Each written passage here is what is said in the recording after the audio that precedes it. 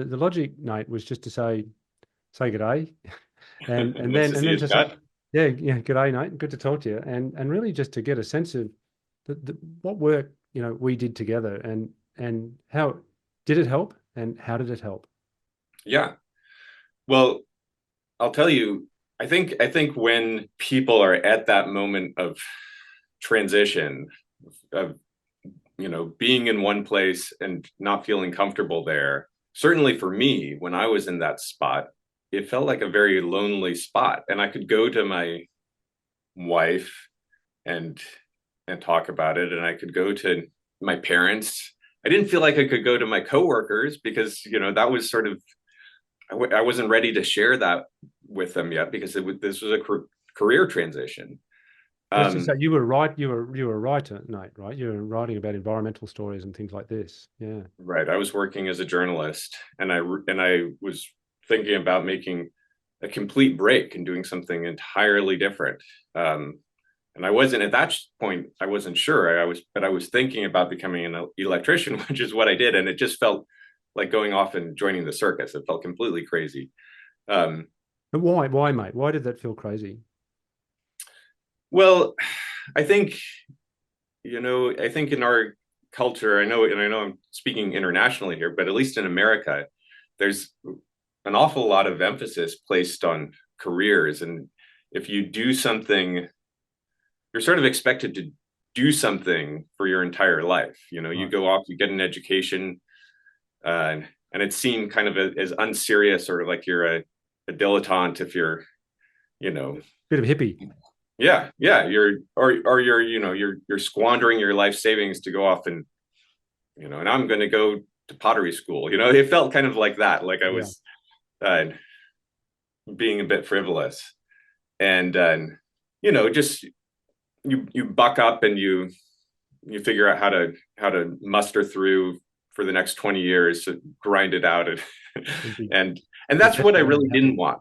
Yeah. I Be really desperately didn't want. unhappy. Happy. Be Yeah. desperately unhappy through the process, right? And so I think there was I really wanted.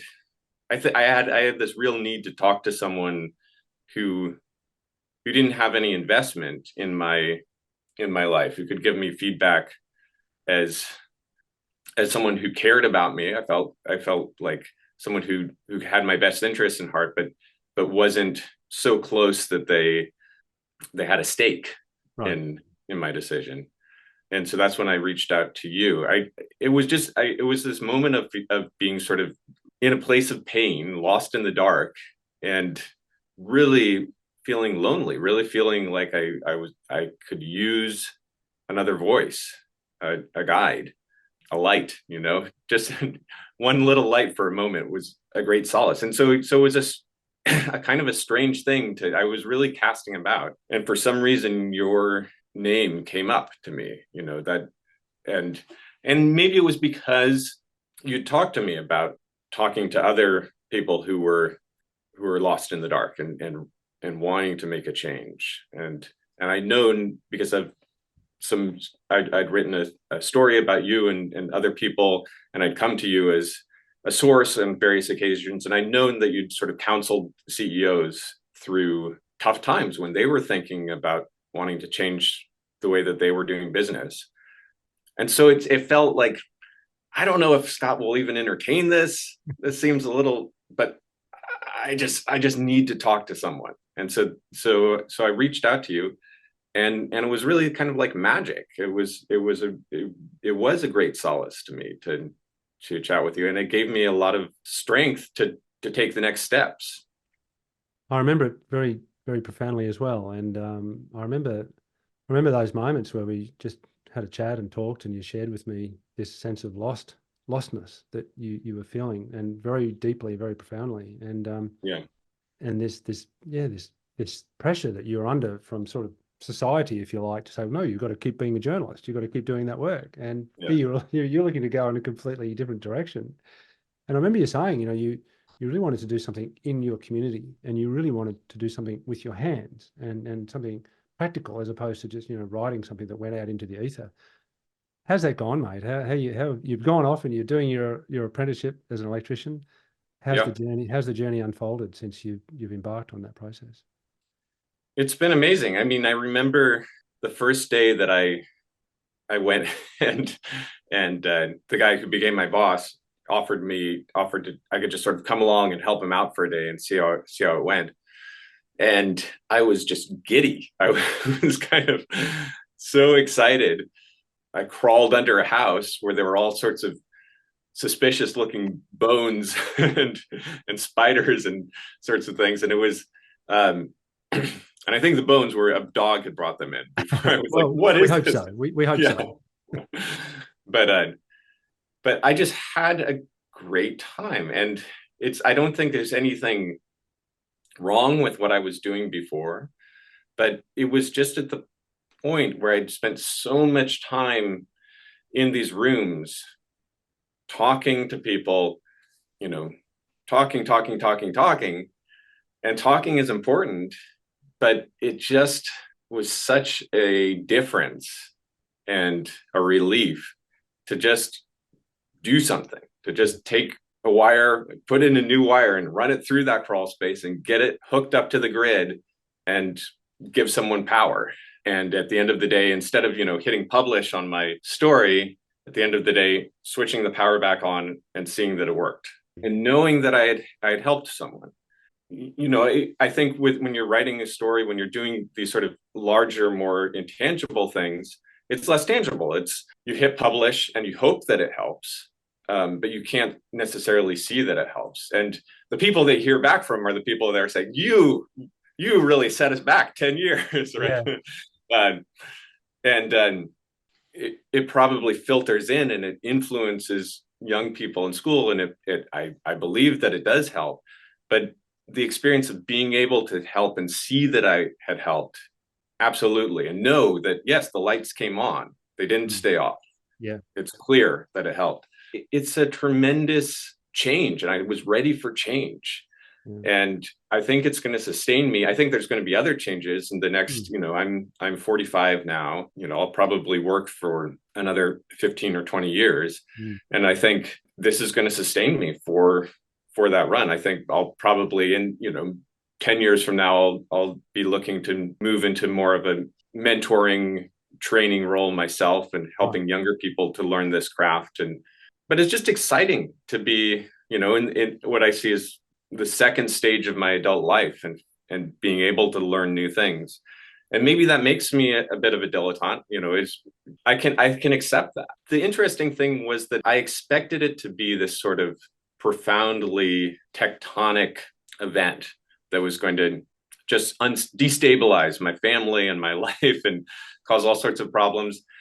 And the interesting thing about talking with you and then joining this community of people that you had set up who were all kind of going through similar changes and exploring this and were willing to share their reflections was that it kind of normalized it for me. Oh, I could see this is not going to be this crazy thing.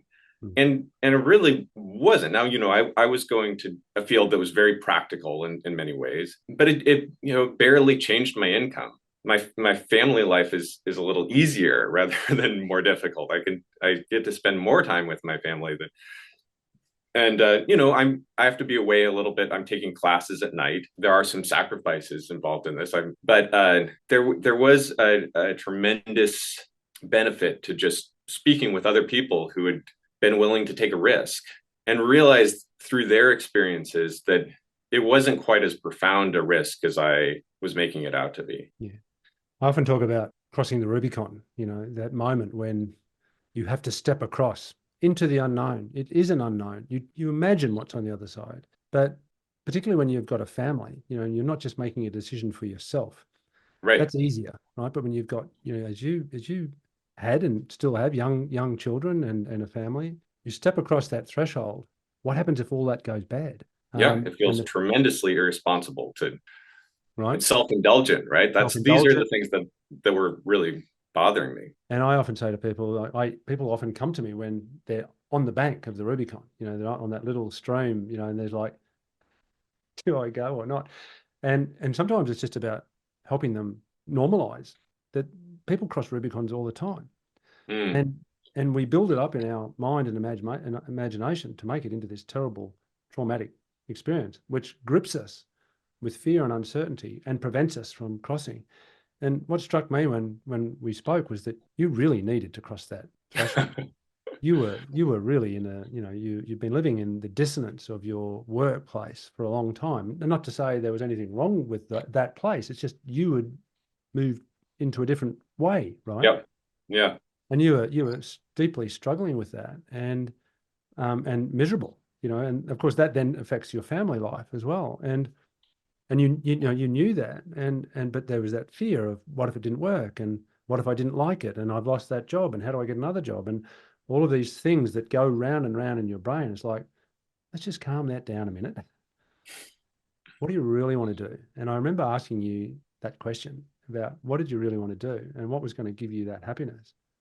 And you distilled it down to that very powerful answer of spending more time with your family. And you sensed that this job, this new direction, could give you that. And that was the moment where you just like, right, and across you went.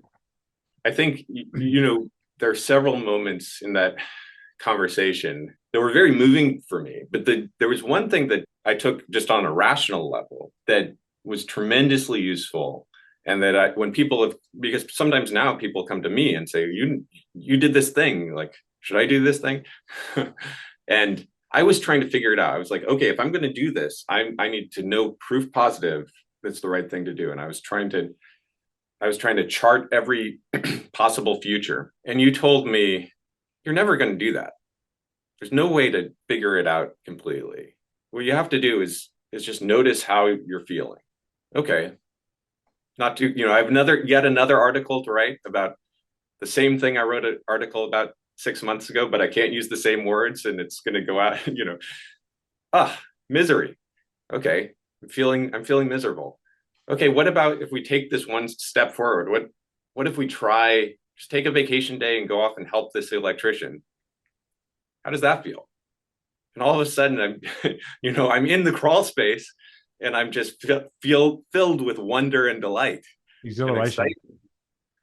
Okay, just take one step forward and notice how that feels. Okay. Is this a giant risk? And so that lesson of just being able to let go of the need to plot every step for the next 10 years and make sure that it was going to work, which was never going to happen, right? Our best forecasters can't do this. No. And just take a step forward and notice how it felt. It's nothing, you can always, from one small step forward, you can take a step back. Right. Wow, that was a tremendously useful piece of advice. And it made it a lot easier for me to take that first step. And then there was a real Rubicon, there was a moment where I quit my job. You had to go in and actually give notice. Yeah. And but at that point, I'd taken enough of those little steps, and I'd taken the time to stop and notice how I was feeling, and I felt much more comfortable doing that at that point. Yeah, that was useful for me. Yeah, the key thing you're saying, mate, is feeling. You navigated by your feelings as opposed to the thinking.